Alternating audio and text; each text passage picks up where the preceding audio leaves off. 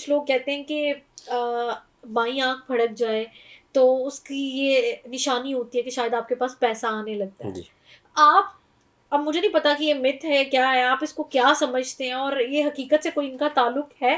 اس میں نا میں اور چیزیں بھی انکلوڈ کر دیتا ہوں. فار ایگزامپل ایک تو آنکھ والی بات ہو گئی ہاں کہ جی رائٹ اور لیفٹ آئی، یہ رائٹ آئی پھڑ کے تو ہاں کوئی اچھی چیز آنے والی ہے، ہاں لیفٹ ہو تو ایسا ہے، ہاتھ میں خارش ہو تو پیسے جانے ہاں والے ہیں، ہاں پھر جی پاؤں کی انگلیاں بڑی ہوں ہاں تو جی یہ بڑی ہاں خوش نصیب بچی ہوتی ہے. یہ ساری کی ساری توہم پرستی ہے، اس کا حقیقت سے کوئی تعلق نہیں ہے. اللہ ٹھیک ہے. تبارک تعالیٰ فرماتے ہیں آپ جیسا مجھ سے گمان رکھو گے ویسا ہی ہوگا. ہمیں اللہ گمان. تبارک تعالیٰ سے بہترین گمان رکھنے چاہیے. الحمد للہ ہم آقا کریم صلی اللہ علیہ وسلم کے امتی ہیں الحمد للہ. ٹھیک ہے، اور یہ ہمارے الحمد لیے للہ. بڑے اعزاز کی بات ہے. ہمیں اللہ تعالیٰ سے کھل کے دعائیں کرنی چاہیے، اپنا تعلق جوڑنا چاہیے ہمیشہ. اپنے آپ کو کبھی ہمیں ایک علیحدہ سے فیل نہیں کرنا چاہیے. اللہ تبارک تعالیٰ فرماتے ہیں کہ میں آپ کی شارک سے بھی زیادہ قریب ہوں، 70 ماؤں جتنا پیار کرتا ہوں. بے شک. پھر بھی ہم یہ چیزیں نہیں سمجھتے. یہ صرف اور صرف توہم پرستی ہے، اس کے علاوہ کچھ نہیں ہے. ان کا حقیقت سے کوئی تعلق واسطہ نہیں ہے، کوئی یہ کتابی بات نہیں ہے. ٹھیک ہے، تو لوگ جو اس طرح کی چیزوں میں ملوث ہیں وہ ان سے دور ان ہی سے رہیں. بچنا چاہیے. اچھا، آپ نے بڑی خوبصورت بات کی اور گمان کے حوالے جی سے، اور اللہ تعالیٰ یقیناً فرماتے ہیں کہ میرا بندہ جس طرح کا گمان میرے لیے کرے گا میں اس کے لیے ویسا ہوں. جی ایسی بات جی ہے نا؟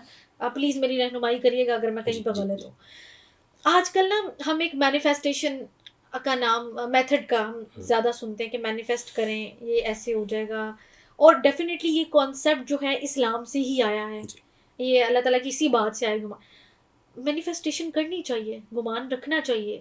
یہ کس طرح سے کنیکشن ایک بلڈ کرتا ہے اللہ اور بندے کے درمیان، اور جو یہ پریکٹس کرنا چاہتا ہے اس کی کیا میتھڈالوجی ہے؟ سب سے پہلے جو ہمارے آقا کریم صلی اللہ علیہ وسلم کی تعلیمات ہیں.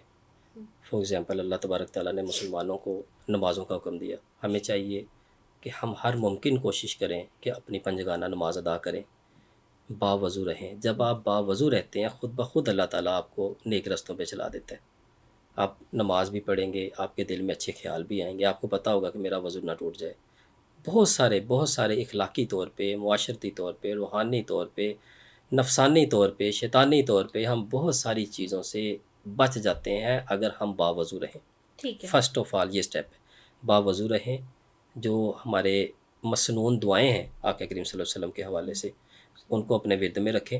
باقی کوئی بھی آپ وظیفہ کریں، قرآن پاک پڑھیں، الحمدللہ نو ایشو. اور گمان، وہی بات آ گئی کہ آپ کیسا جیسا گمان رکھتے ہیں یہ میں نے ہوتے بھی دیکھا ہے.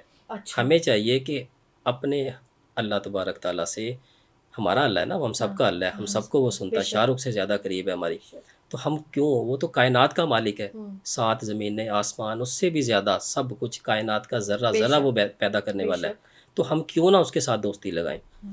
ہم لوگوں کے اوپر اپنی توقعات ایکسپیکٹیشنز کو پھینکنا شروع کر دیتے ہیں کہ میرا اس کے ساتھ تعلق بن جائے تو میری تو موجیں ہو جائیں گی، میرا اس کے ساتھ تعلق بن جائے یہ مجھے اڑا دے گا، یہ فلانا آدمی ہے اگر یہ اس کے ساتھ میرا ہو جائے تو میرے فائنینشیل بڑے اچھا ہاں ہو جائے گا بزنس.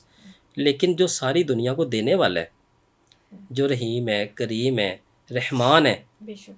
ہماری توجہ ان کی طرف نہیں جاتی.